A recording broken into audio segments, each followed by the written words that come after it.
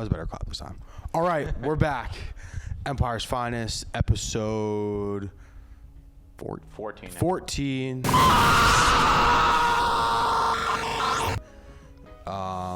Week 3 in the studio, which kind of really all that really matters. What's up? I'm Adam Krieger. My right, still your left on the YouTube screen. I checked. Still your left, the man, the myth, the legend, Ant Font 1. Fonell, what's going on, buddy? How you doing? Same shit, different year. We have a really fun episode today. I have a surprise segment. I haven't even told Adam. He's gonna be shocked. I've heard by the things that I'm going to say on this podcast. I've heard rumors of said secret segment. No, I don't even know what it is about, but the amount of passion I've gotten from you, it seeps through even over text message. So much fucking happened. So much happened since last week. Obviously baseball. We're gonna start with that. So there's a lot of stuff going on. Fuck it. Let's do the Yankees first. Last night, let's do it. We're recording Wednesday at 4:55 Eastern time. We are about 18 and 19-ish hours from the Yankee season being over. Eliminated by the Boston Red Sox. Eliminated by Trey Albert. Eliminated by the Green Monster at Fenway. How are you feeling? Well, to be honest, I mean, I'm not surprised. I knew that would happen. Why did I know that would happen? Because I knew they weren't doing anything once they lost home field. Once they lost home field, I was like, this is over. Because no matter where you put us, let's say if the Blue Jays got in and not the Red Sox, we would have had to go to Toronto, and that wouldn't have been good either. So it really didn't make a difference. No, it didn't make a difference. I mean,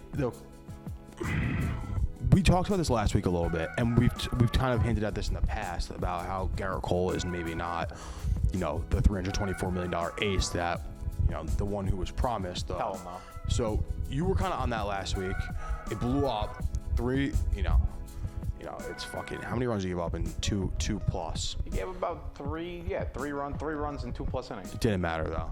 As soon as that home run happened in the first inning, it was over. I think I was saying the game was over. I think I was saying in the Slack, I was like, this game could very well be over in the first inning, and it literally was over not the first inning, but within the first 2 innings. Stanton doesn't get that homer, just barely misses it. You knew right. I knew right then and there. I said, oh, they're fucked. They're fucked because this team this year, the 2021 Yankees were not a team that is resilient. They were a lie down and die team all year, but outside of they had of energy. They had like 3 weeks where they weren't a lay down and die team. The only problem is it's not sustained. They didn't sustain that. They had it for a fleeting moment and then it was gone, and they were right back to what they were doing, giving them the position that they were in last night. It made it. First of all, it made it like a little bit a parody for me because Red Sox are my American League team. Red Sox and Mets have one very, very big common goal is team fuck the Yankees. At any Mets Red Sox series in the last probably 100 years, but I would say the last 15 years, you'll get a nice fuck Yankees chat. But I was expecting Trey to just rub this in your face all night. Why was the Slack dead? Like you not even. You know why? I think because it wasn't that much fun for him because he knew from like a week ago how my expectations for the playoff game were gonna be really low. How he just knew that like I already knew this was gonna happen, so there was not much to rub in, like because I knew this was gonna happen. I never said. That's why I never said. Nah, you might have said you might have known this was happening, but like if you were to think about it, like if you were to sit down in a vacuum, Garrett Cole, Nate Eovaldi, one game, winner moves on. No matter what you have in your brain, you're taking like no matter what you're just gonna say now, your answer is Garrett Cole 10 out of 10 times.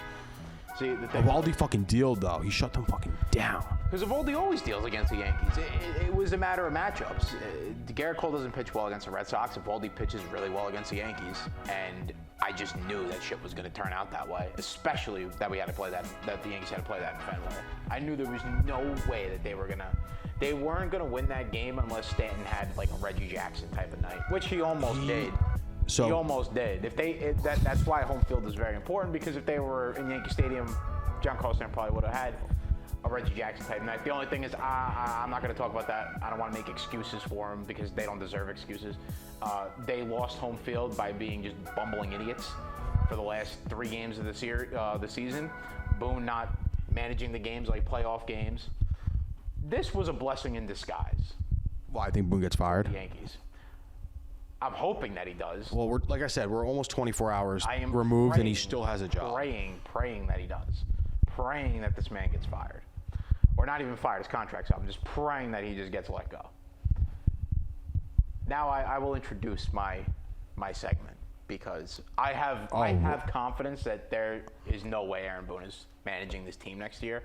Also, I have confidence that they actually might wake the hell up and turn over the roster, actually keep the guys that make sense and get rid of the guys that don't, and actually build a team that is capable of winning. Okay. Not the shit that we got. So introducing my segment, this is going to be the Boston Red Sox and Trey Daubert appreciation segment. Oh no! On behalf of New York Yankee fans. Hunter, here's your chance to put the picture right there. You know the picture. You listeners, you guys know the picture too. It's Hunter's favorite picture, right there. And I'm gonna look right at the camera when I say this. That Yankee fans should be happy that the Red Sox beat them last night. God. You should be ecstatic, and I'll tell you why. What did you expect to do? You expected to go into the ALDS and beat the Rays? The Rays were going to dog walk the freaking Yankees. Yep. And that wouldn't... Honestly, that would have felt worse than losing the one game. One and done, whatever. It's like I don't got to sit there through three games of just getting annihilated by a team that's paid significantly less than you. At least the Red Sox are kind of on par with our payroll, so it ain't. So it doesn't. Small market Yankees doesn't look that bad. Small market Yankees. Shit, they better stop being the small market Yankees if they want to win something. Thank you, Trey Daubert and the Boston Red Sox. This is a thank you to the Boston Red Sox and Trey Daubert, because maybe now the Yankees wake up, and maybe now Aaron Boone gets fired. And maybe now we finally get the pieces put together to actually win something. Although there are a lot of big question marks going into this offseason, not only from manager side, but from the coaching side as well. All right, he kind of almost spoiled the. I guess he didn't spoil the trophy. You guys all fucking see it. It's front smack dab in the middle. I think it's blocking my face too on the camera. I don't even know, but we're gonna get to it. I promise. I want to talk about the game first. Everyone will find out about this trophy soon. I promise you. Don't worry. Wrapping up the wildcard game. First of all, if you're from New York or you're a Yankees fan or you're familiar with the Bronx area, there's 3 bars that are right by the stadium that usually get packed, especially on game day. Billy's, Stan's, and the Dugout. Now, everyone knows I'm a Mets fan, but I'm surrounded by fucking insufferable Yankee fans. I don't know what type of Yankee fans you're friends with, because like most Met fans I know don't have this much animosity towards the Yankees. Like I'm just curious, who the hell are you friends and what do they do to you? My friends are great, but because this has got to be. I know this. It's just personal, man. It is fucking personal. It is fucking personal. Baseball's my number one sport. I like to win. Mets have been my number one team for my entire life. And we'll get to the Jets in a little bit, but they're one win and they've had 3 wins in fucking 2 years, and the one Mets regular season win will fully surpass that amount of energy. But would you have thought Billy's would be packed last night or no? No, probably not. Really? See, nobody's at the game. We were freaking out. So, I know that no one's. But you don't think that everyone was gonna want to watch together, and all the Yankees fans that were. I think they would have went to Billy's though. I don't know. I felt okay. So we went for a game. We went, and I should have known right away, because if you're from our area, but you get off the Yankees 153rd stop. There's a game day. You're smelling beer, hot dogs. You got the dirty water dog stand right outside the train station. Nothing there. But we're getting off the train, and these other 2 Yankee fans are like, "Yo, we called all 3 bars. No one's answering. We think it's gonna be packed." So we all flocked down. We're all like running down to the bars. They're all closed. All closed.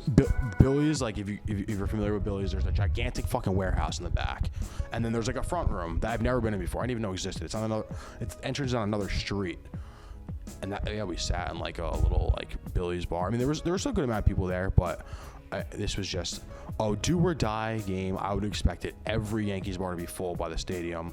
Like, I know that the Mets fucking bars would have been packed. McFadden's, like, wild card game, packed. No, like, you're not getting a seat. So, I'm disappointed in Yankee fans. I'm happy your season's over.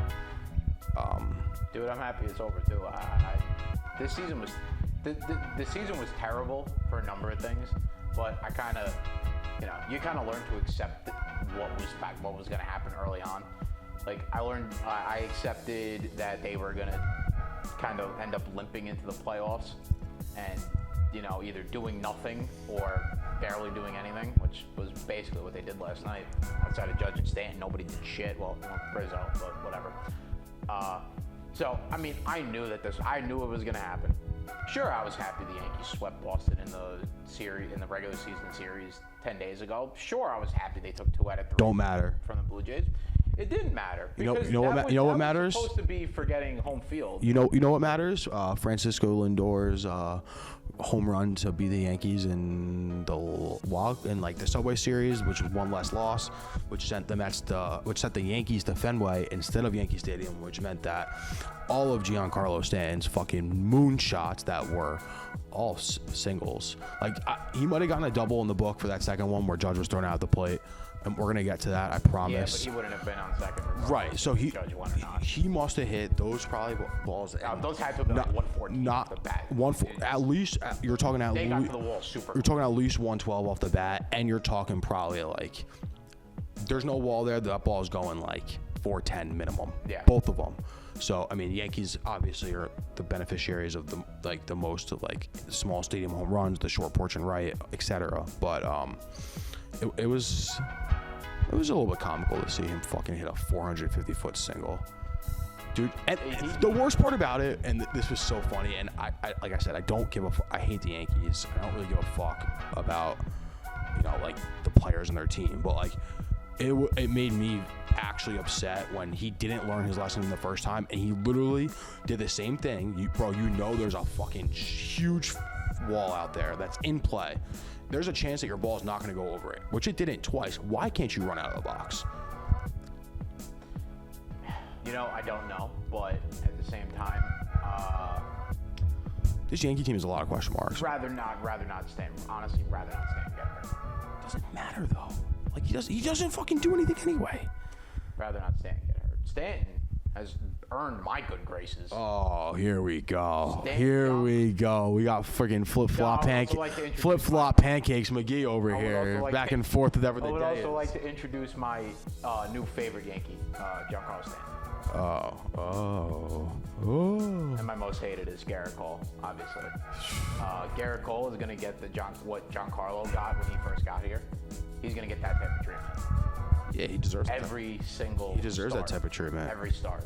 I love that. Give up 6 runs, gonna get booed off the mound. Give up 5 runs in a big game, gonna get booed off the mound. And honestly, he's gonna need to keep taking it over and over and over again until he figures out how to be a quote-unquote ace. Because my ace was in the bullpen by name of Sevi. Unfortunately, though, he just came back, so all he could do was give us like 1 or 2 innings. Yeah. Did he pitch yesterday? Yeah, he did. I think he had a good. The back end of that bullpen, Lasage, whatever that guy's name is, was nice. Lasage for the first inning. Lasagna. Whatever, he got out of the jam. I don't know. It was funny. It sucks for Cubs fans to see Schwarber fucking going Yabo, and then Rizzo. I said in the Slack last night, I said Cubs fans must be shedding a tear watching Rizzo and Schwarber hit home runs in a playoff game. Neither of them are on the Cubs now. Brutal. Wrapping up with baseball, I guess we'll just finish up with baseball before. The Mets fired Luis Rojas. Happened. See, when did it happen? Yesterday? The Mets are a team with balls. They fire a manager who doesn't get it done. Doesn't fucking matter, dude. I mean, listen, 103 days in first place and not making even the wild card game is unacceptable and a fireable offense. And it doesn't really matter who the next manager is because managers don't really matter in baseball anymore. I think they do. Yeah, I've been feeding myself that line of horse shit for a while, but I mean, actually, that's not true. Right.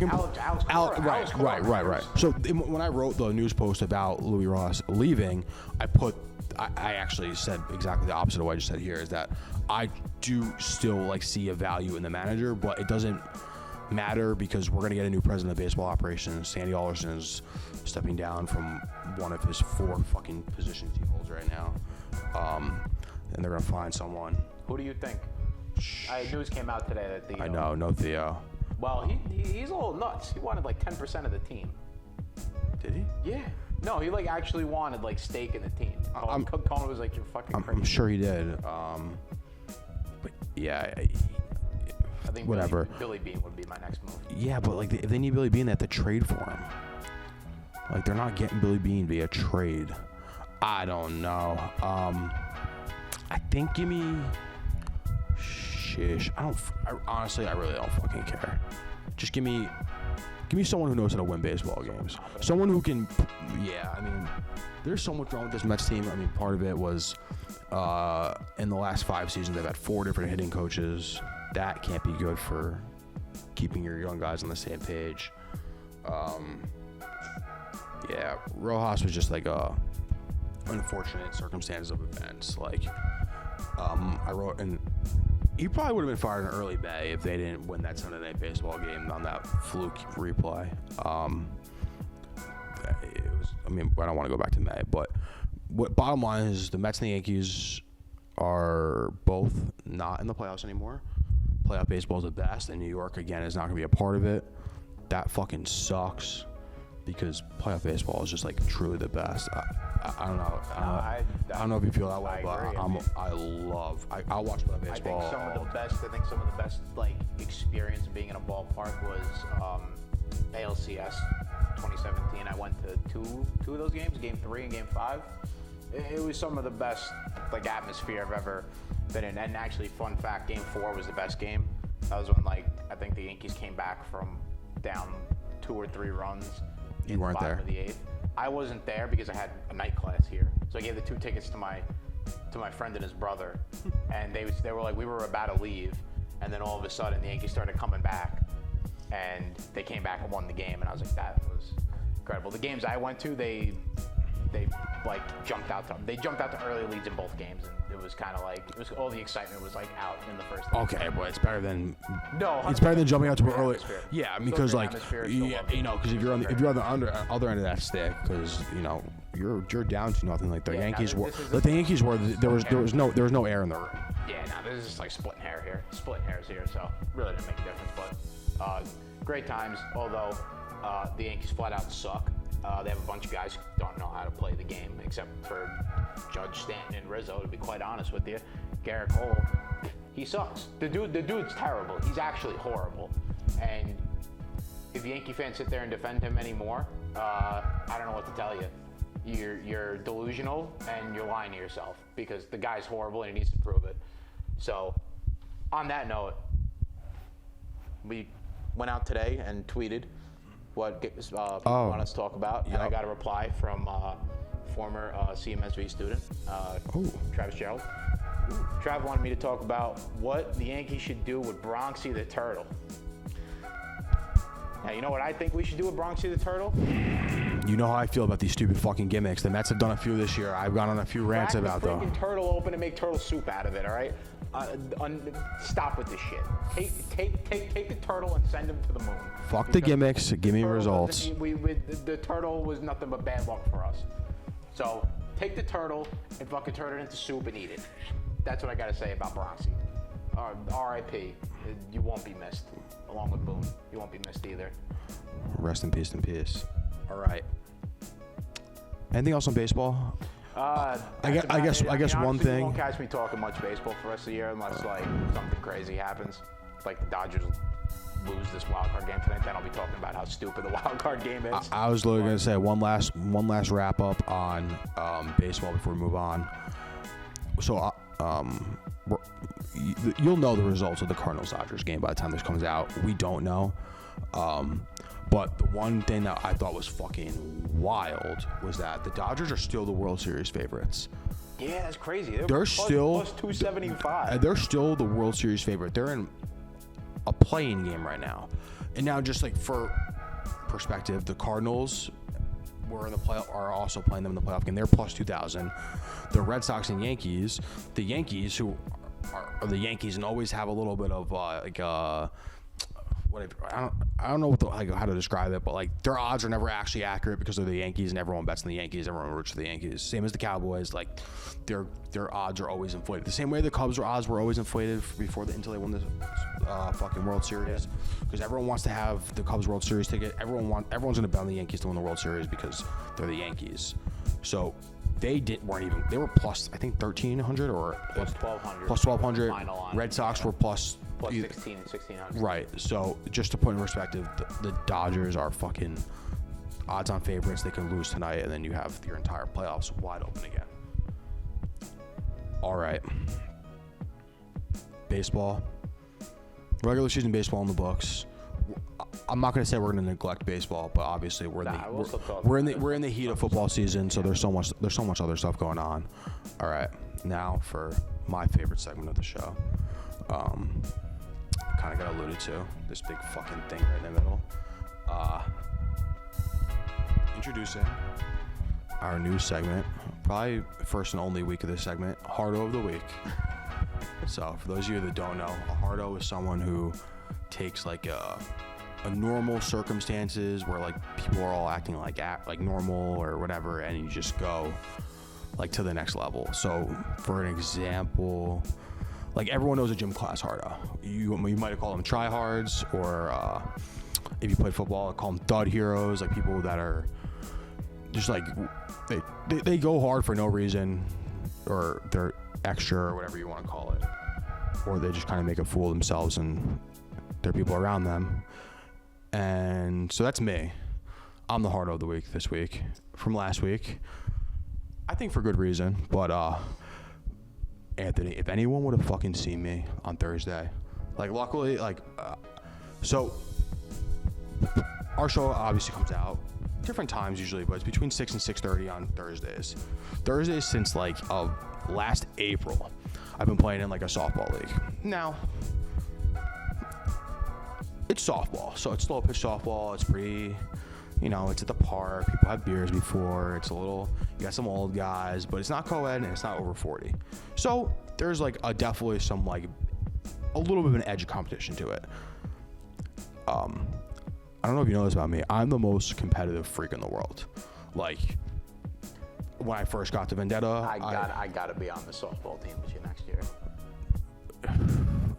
When I got to Vendetta, I was literally the first thing I asked Trey was, I was like, all right, how do I tell views and how do I like sort views to see who's like getting the most views? Because I was like, whatever it is, like I want to be the best at it, and I still kind of, whatever I do, I just have to give it all. So this softball team is like my baby. We entered it last year in the pandemic. It's like I'm obviously from Irvington. I've been like going around this league forever. Like it's always been at the park. Like it used to be hard to get in. It's kind of like, maybe it's only in my head, but it's like semi-historic league and everyone wants to play. Like I've subbed in for games every now and then. But like last year when I had a chance to put a team in, like everyone, because you can't have a team because everyone's in school. All your friends go to college and then no one comes back until the end of May. But you're starting in April, so you need to field a team. So everyone's back from school, put a team in last year, and I took too many people, and like I had to do like participation trophies. Like, all right, everyone plays the same amount of time, rotate, everyone sits out 2 innings, then yada yada. We made the championship last year, but like it was in spite of fucking in spite of dealing with like middle school issues. So this year I made it a mission. I was like, I'm only getting 10 people. Like we're all gonna pay a little bit extra because league fee. Like I'm not gonna divide it between 14. I'm gonna divide it between 10. We're all gonna play and we're gonna get the best 10 players and we're gonna fucking win. And we did that. But part of this league, there's these old weasel fucks. They got this one guy who's like a professional softball player. Basically, he flies around the country and plays slow pitch softball tournaments. That's ridiculous. This dude drops fucking nukes. You ever played softball before? Like softball like that? Of course, yeah. So I don't know if you know, but it's like a unwritten rule to like not hit the ball back up the middle because you're pitching from 40 feet. It's slow pitch. Like if you're pitching like you're right in the middle, you're in a bad spot if someone hits the ball right back up the middle. It's called shooting the middle. People are generally discouraged from doing it, and if you do it, normally you get an apology or like so you'll be like, oh, I'm sorry, I didn't mean to, because you're putting someone in like real danger. We're playing fucking softball. Let's not forget everyone. Yeah. These fucking guys. So, you know, we're not supposed to win. It's a best of 3 series. We're the away team. Put up 5 runs in the first inning. We go 5-0 top of the first. And we just like, we have, you know, we're young. We have some energy. We just kept fucking going and going and going. And they didn't, their fucking guy put a ball into the river, which is approximately 350 feet from home plate. This guy put a ball in the river. This is a professional softball player. So 5-2, and then we ended up won the first game, lost the second game, third game, winner take all. Like I got my shortstop who's got a fucking pulled hammy. I'm got double calf cramps. I can't even pitch. I'm walking around. I can't even run the bases. And then so we're up to like bottom of the 6th or something. Like we're coming down to the end. Bases loaded, 1 out. There's this fucking guy. I'm not gonna say his name because whatever. He's a fucking asshole. He's a cocksucker. He hates me. He's chirping me. He fucking hits a ball so hard. And this guy, he hit up the middle 5 times in 3 games. Like, it's a lot. A lot of times to go up the middle, especially when you know how to play softball. I didn't like it. I let him know before that it wasn't. He fucking smacks a ball up the middle. I eat it to the chest. 1-6-3 double play. I turn around. I fucking let out like I don't even know. I just look in their dugout. I go, stop fucking hitting the ball up the middle. And I scream, let's go. My team fucking rallies. So, super long story short, I'm the heart of the week. It's my fucking trophy. Shout out Ducks in the Pond. I don't even know if you guys can see the shirt. Fucking Irvington Rec Softball Championships. My fucking trophy. All right. Now, I don't know if it's going to be on the set. I don't know if it's going to be here forever, but That's phenomenal. it's a big trophy to fucking carry around. It is huge. Just for reference, it is literally my entire torso. Yeah, this thing is massive. Yeah, my fucking trophy. Went out, had a few beers after, some Like shots. I have like organized baseball and flag football league trophies that are not even close to this big. No, this is like they're actually this, the bottom thing. yeah, like, This- obviously like this is a super well organized league, and I know they're gonna be listening. So Mike, thank you for putting this together. I'm sorry I made an asshole of myself, but what I said, you said you want to play next year. But what I said to my team, and I'll say again now publicly, is that side of me will never come out again, because I'm not like the underdog anymore. Like, we're not like the young kids that are getting screwed over on every call. Like, we did what we had to do. We fucking won the championship. We dominated the championship. Now everyone's gonna come after us, and I'm gonna have to worry about softballs coming to my head for the next 3 to 5 years, however long I play in this league. So, Ducks in the Pond, shout out the boys. I hope you guys are all listening. I appreciate you. We're fucking champions. No one's touching that from us. All right, stay here. Yo, it actually kind of gave me a good idea. Should we not get a trophy for our pick'em for our season-long standing? I mean, not a bad idea. I don't even know what this All right, well, we have to make a deal right now. We're gonna get into that. We have to make a deal right now that if we win, this episode will get deleted from the internet. And we just won't send it to Alex because the trophy should stay between us. All right? Sorry, Alex. Sorry, Alex. All right, I'm gonna put this on the floor now. I just feel like it's fucking in the way.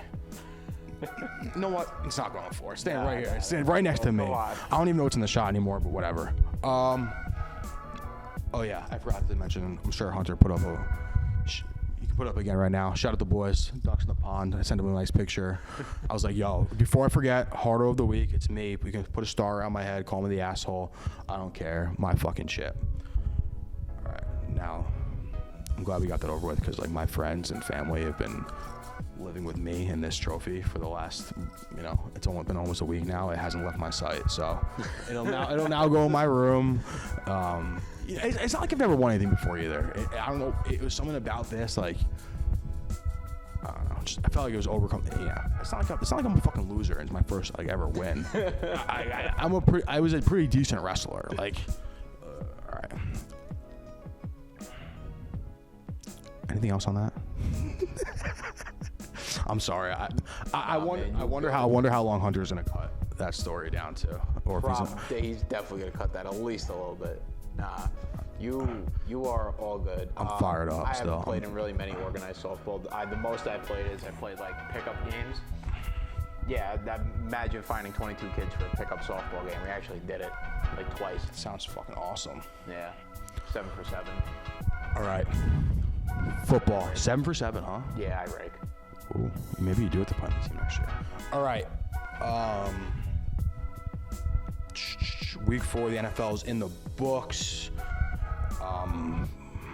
I had like kind of like a 50-50 week. We're gonna talk about it a little bit more, but actually, fuck it. We went long enough. I'm gonna just go over the records, and then we'll kind of just go as we go. So, everyone, Alex Schick, just a reminder, he's in our pick'em contest, and of course, he's fucking smoking everyone. He had the best record coming into the week, and he had the best record this week. He went 9-7, while Anthony and I went 7-9. That's actually not as bad as I thought. It wasn't as bad as how the week really felt, because I felt like it was worse. Well, it's because you had a different post that didn't do as well. But with the pick'em, 7-9. So you're at 30-34. I'm at 27-37. To be honest, 30 and 34 ain't that bad. No, you're one good that's what I'm saying. But I'm above 500. That's the thing with the pick'em is exactly like you're literally one good week away from just fucking sliding up in there. If I have a week like I did week 3, where I was 11-5, I mean, then I'll be golden. Oh, I'm a fucking moron, Anthony. We forgot before we get to the week 4 recap. The Jets and the Giants won. Oh, that's right. I almost fucking forgot. This could have opened the show. I was debating if we were debating this was even gonna be the opener or not, but Yankees is more fresh and yada yada yada. So the New York Football Giants win. The New York Jets win. That's right. New York on Sunday.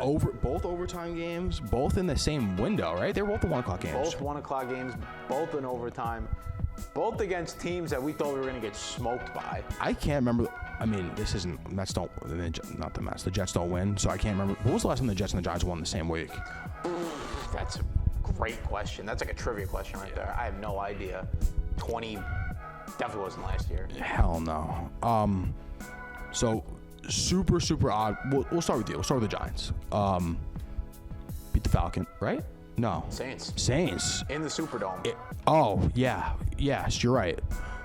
Yo, how fucking Giants is it to play spoiler to this? That's exactly. So they played what it is. They played spoiler to New England's perfect season, and I think it was 07, whatever year that was, 07. And then come back, Superdome, another devastating natural disaster. Like the Saints have been going on. They haven't been home in a month. First game back, even first game back since the pandemic. I forgot about the fucking pandemic, which sounds like crazy out loud, but pandemic, first natural disaster. Been in that building in a long time. For the Saints. Yeah, for the Saints. And Giants fucking ruined it. Giants come in and not only ruin it, they came back from 11 points in the fourth quarter. In the fourth quarter with 6 minutes to go. Well, I need to know where you stand on Joe Judge as of this week, because last week you were out. Where do I stand on Joe Judge this week? I mean, like a little better than last week, but only a little bit better. Yeah, he's still got to prove it. That game, I feel like, I don't know. I feel like the players made that better than what Joe Judge's game plan was for that game, because it was actually that game should have not been that way. Like, Giants should have lost by a lot. They just got real lucky and got a lot of breaks. Like, they got a lot of breaks that they managed to keep stopping the Saints on 4th down. I think three different times throughout that game. Taysom Hill almost single-handedly beat us. Did you see his touchdown run where he broke like 9 tackles? No, but I mean, I thought the Giants were a good defensive team. They can't fucking tackle. No, they can't tackle Taysom Hill, I guess, but they did hold the Saints to 20 points. Defense might be back. It might be, but I don't think so. That overtime win, I mean, I'm not gonna sit there and say I want the Giants to lose every single game, so I'll just get really annoyed. It just bother me. But it felt nice to win a game that I didn't expect us to win, because that's when I get really disappointed, is when I expect to win games and they That's why you just have no lose in the expectations. worst way. It's a very good thing. Like this week coming up, 0 expectations. It's the best way to be a sports fan. Have no expectations. You can never be disappointed.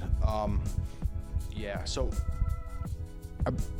on the Giants game, I think that game ended up being more of an indictment on the Saints and Jameis, and maybe everyone, including me, jumped the shark. Yeah, I mean, Sean Payton's obviously a great coach, and he's gonna find ways to win games. But like, this felt like a game that he would have won under any other circumstance.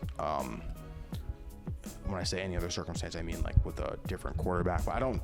You know, it's all he said, she said at this point. But the Saints week 1 is like a lot of week 1 games still stand out in my head as to like, and especially when we're talking gambling, like I see things I just like I'm thinking about week 1, and that's an issue obviously. But you know, Saints fucking Jameis putting up 5 touchdowns is like, that was not the Jameis we're gonna see this year.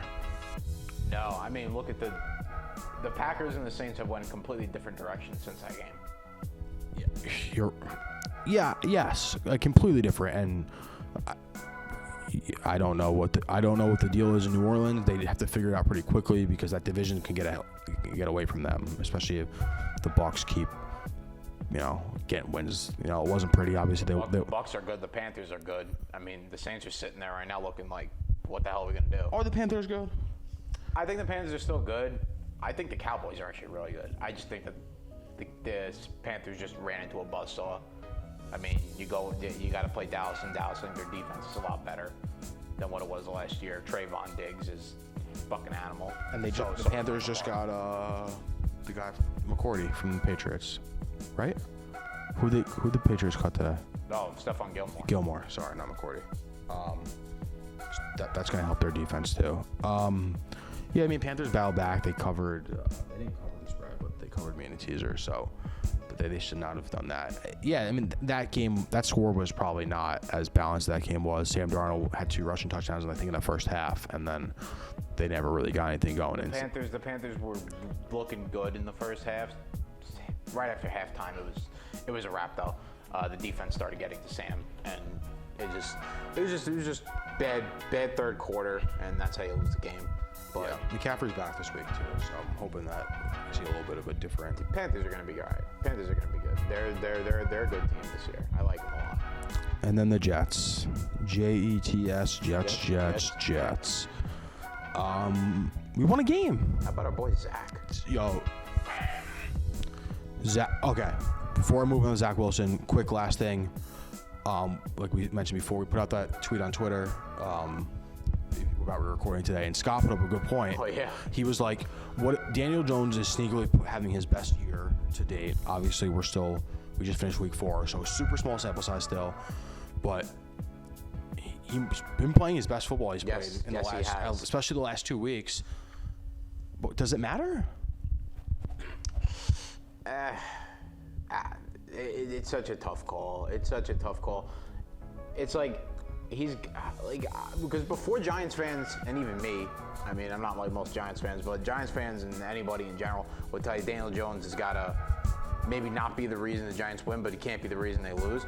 Well, now it seems the team has taken a different turn, where it's kind of like he kind of has to be the reason they win games, or at least him and some combination of him and Saquon or him and Kenny Golladay. They have to be the reason that these guys win games. So I don't think that he's got to be the reason that you win games. He has played the last 2 weeks where he's not going to lose you games. And honestly, he needs to be a game manager. But I mean, they're gonna have to find a way to get the ball in Saquon's hands. They ran the shark wheel. I mean, hey, you see what they did. 5 minutes to go, you find Saquon running free down the field. You hit him and let him. Big week for Gettleman. Did Gettleman draft Saquon? Yeah, he did. Yeah, big week for Gettleman. It was a big week for Gettleman. All his boys shine. Dude, all of his boys. It's been loud. Like the Saquon hate has been loud, because obviously he's a great football player, and he's a maybe not a once-in-a-generation talent like we thought he was going to be, but right now it looks like a really bad pick to take him. It probably, I don't know how you felt right away. I did not feel that way right away. I thought he was a great player and probably worth it, but now you just look back, and if you're not a running back away from winning a Super Bowl, there's no point wasting that pick. So no, you got to build your offensive line first, because if you look at Saquon getting the ball handed off to him, I mean, the guy's getting hit in the backfield before he could even do anything. It's right. like, but then, the one time or two times he actually gets a decent line, I mean, the dude's breaking off for 10, 20 yards. It's just a matter of who blocks for him, to be honest. But he had a good game. He's coming back from that ACL. Although Saquon almost cost the Giants a game. I don't know if you were watching, but in overtime, this dude falls down trying to get open for a check down from Daniel Jones as the Saints were bearing down Danny Dimes' neck. Saquon gets up from falling down, catches the ball, runs for about 5 yards. Instead of getting down, he's spinning and trying to juke left and right, fumbles the ball. Kyle Rudolph, thank God, jumped on it. Otherwise, Giants would have lost right then and there. But Kyle Rudolph jumped on it, so it turned from a 5-yard gain into actually, I think, a 1-yard gain. Would have been bad for Gettleman then. It would have been bad. It was that close. It was that close. All right, the Jets. Zach Wilson had a great game. He had a fucking incredible throw. I think everyone knows the throw I'm referring to. Kid's got balls, man. I tell you what, he really does. Kids got balls. I don't know if that is going to be a good thing or a bad thing in the NFL, because balls means risky, and risky means bad decisions, and bad decisions means turnovers.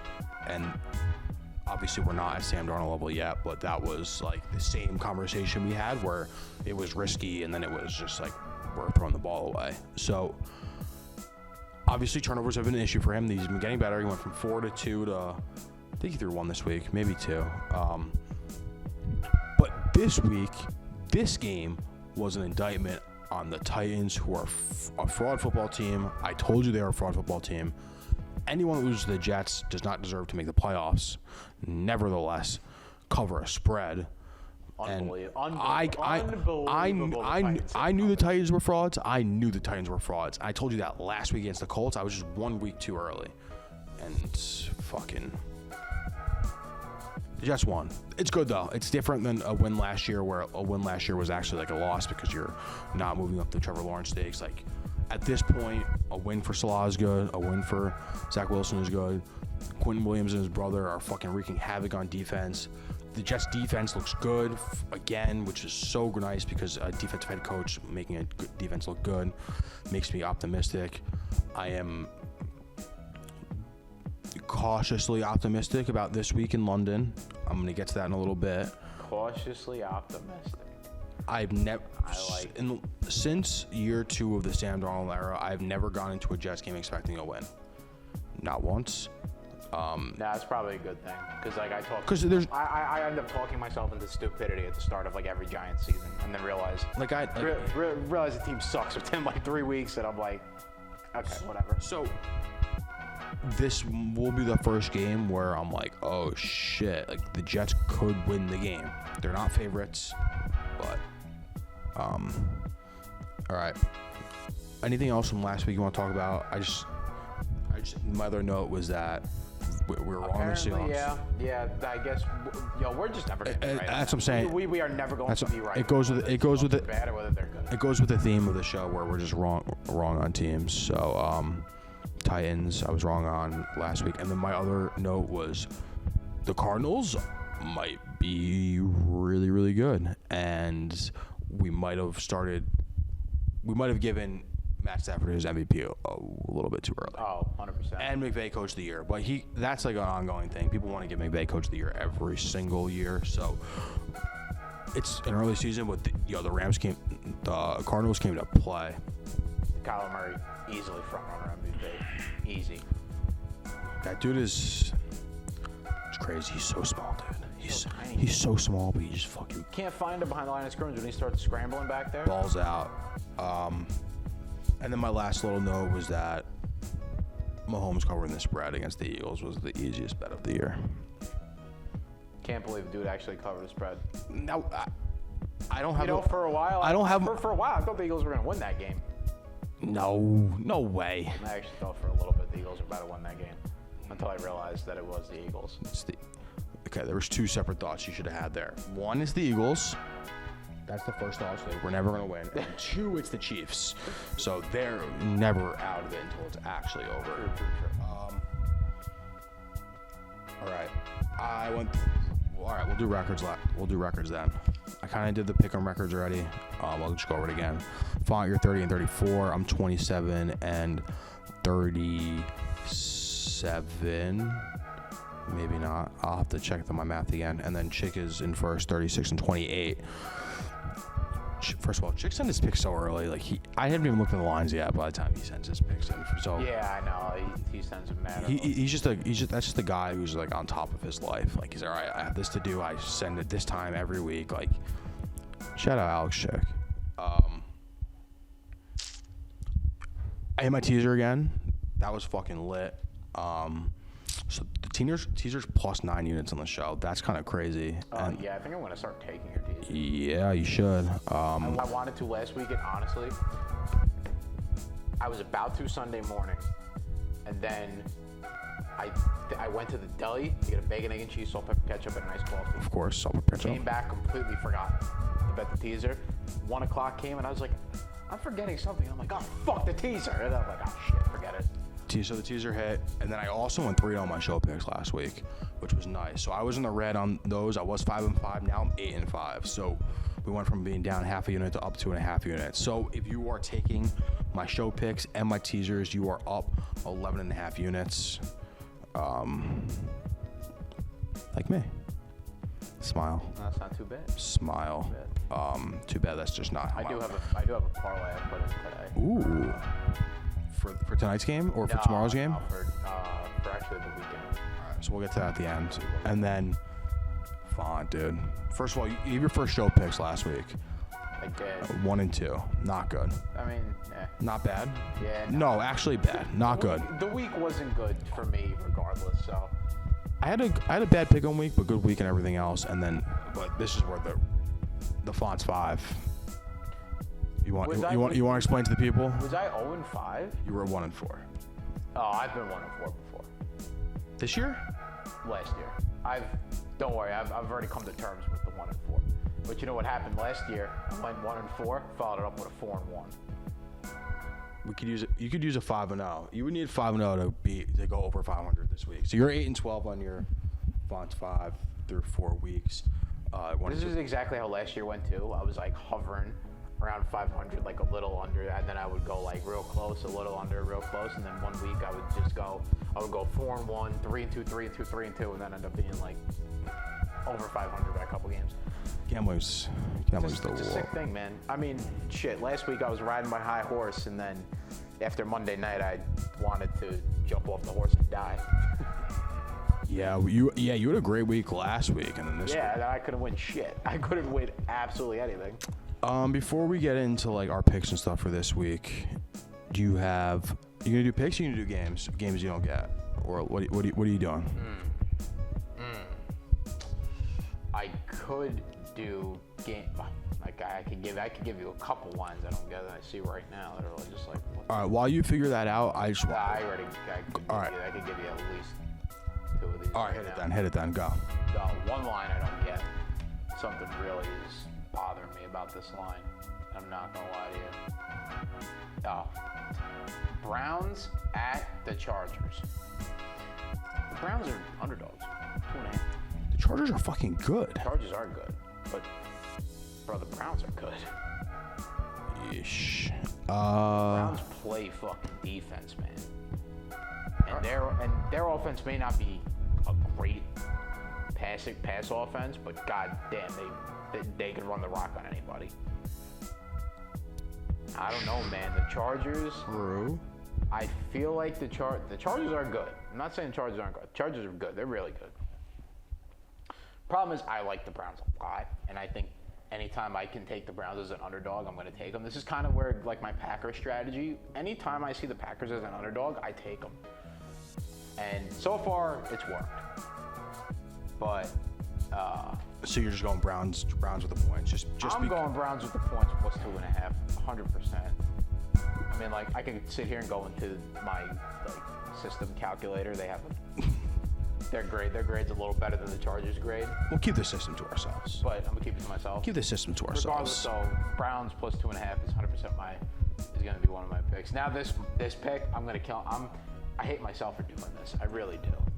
I hate myself for making this pick, but I'm gonna do it anyway because I'm a moron. Don't do it.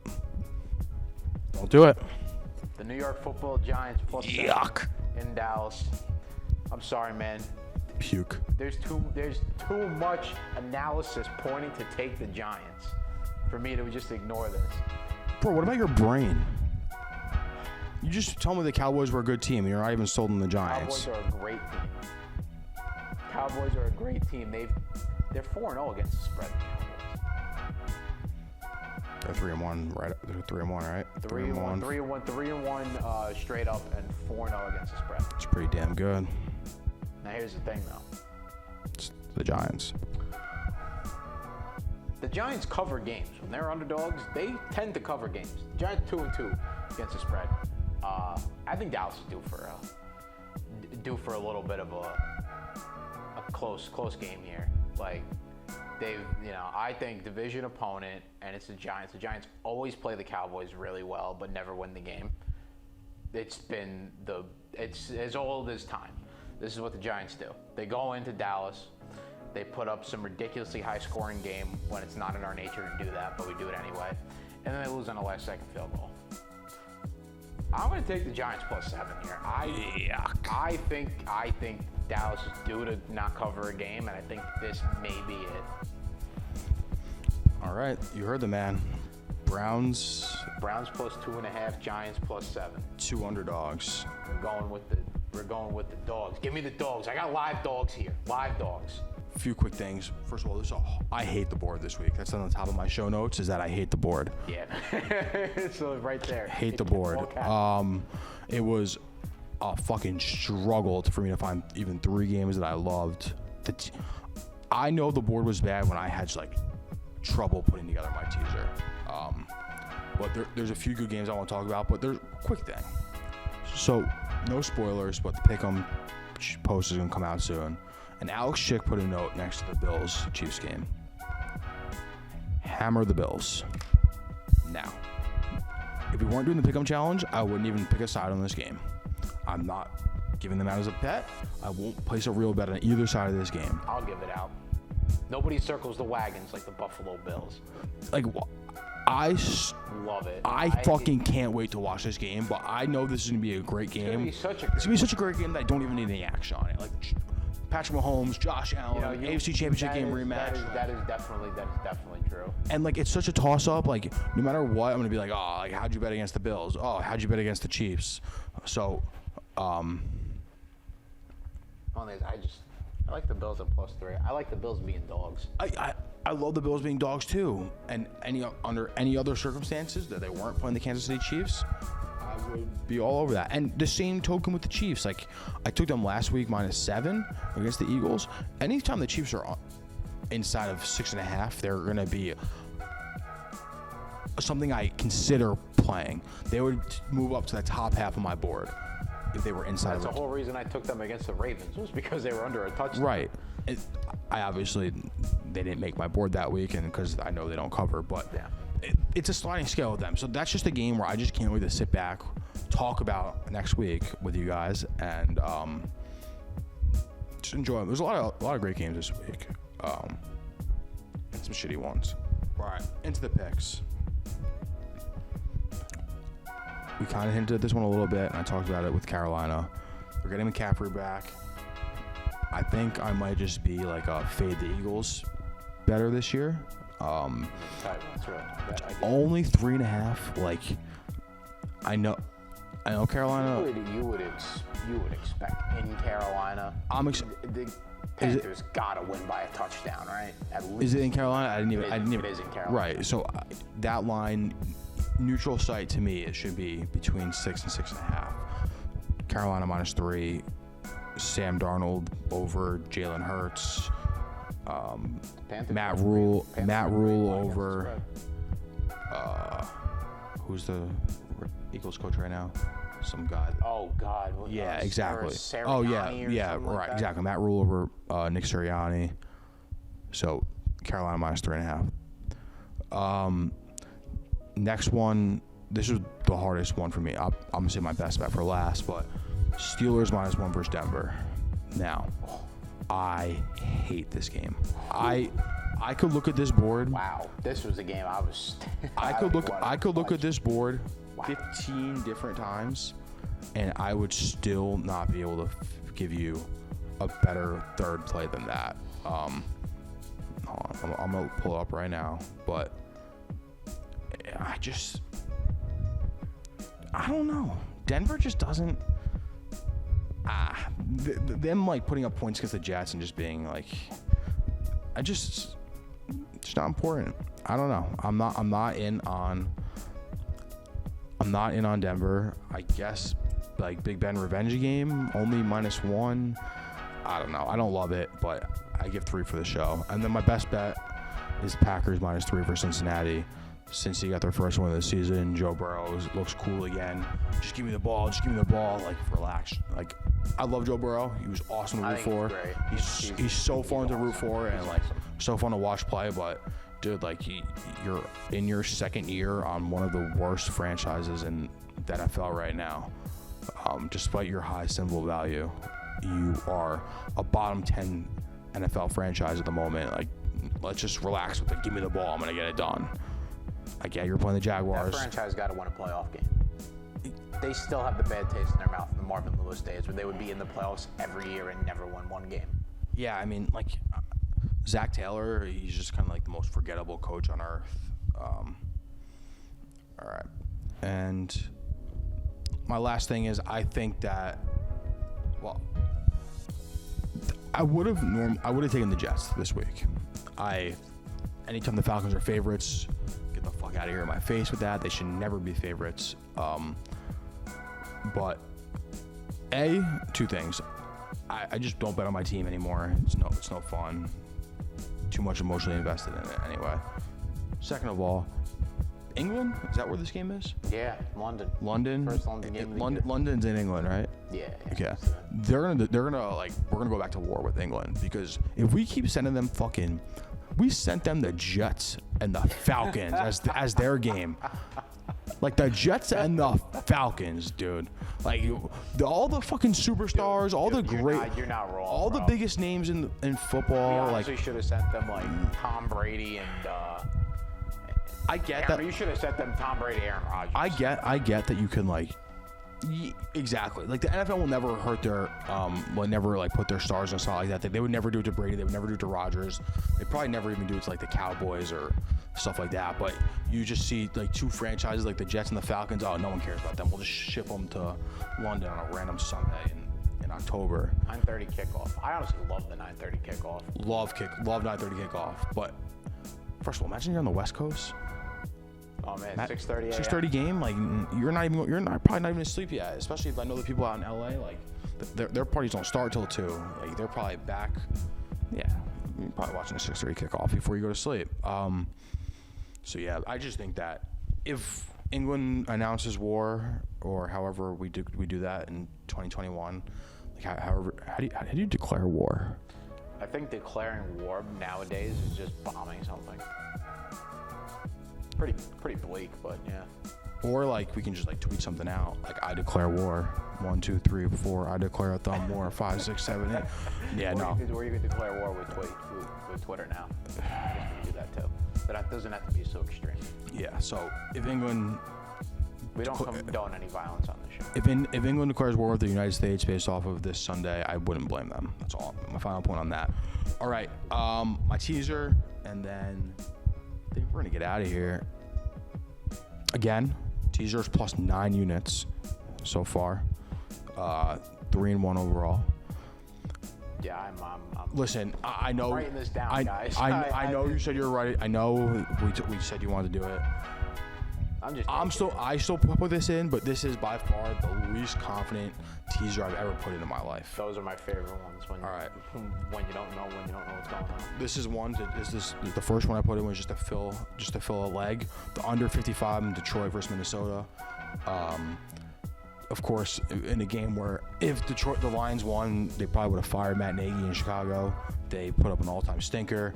I just don't see how the Lions are putting up more than 14 points, and Minnesota's not putting up 41 to put the difference up. So under 55 in that game. That's just. I have a friend who just like will look at a game, and be like, they won't even know the total. They're like, that's an under game. Like, that is what I saw. Detroit, Minnesota under. Pats -3.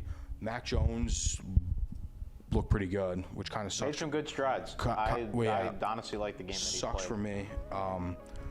They're playing obviously Houston, and the Patriots would have been on my card if they weren't a rookie quarterback, because last week I was skeptical about the Bills covering a fucking gigantic number, and they covered, and then some. I think they covered by double. So I'm not a big fan of big spreads, so give me the Pats teased down to -3.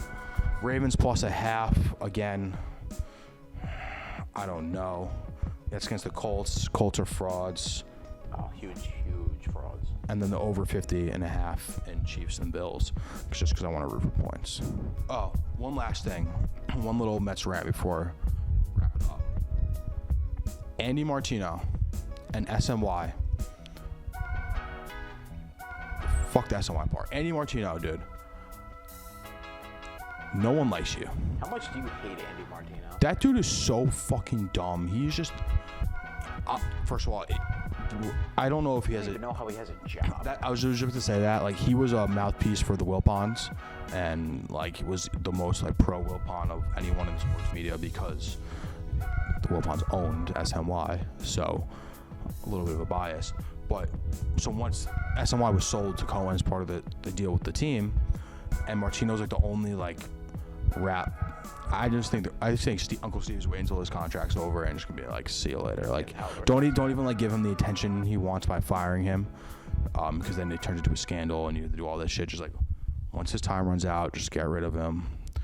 Yeah, I mean, SNY. The only reason I even kind of lumped them in with this is because they put out a graphic as soon as Rojas got fired, and it was like, who should the next managers be? And there was a list of like 12 people. Some of them realistic, some of them not. They put fucking Todd Zeal. Now, I don't know if you know who Todd Zeal is. No idea. He is he's like a former Met player.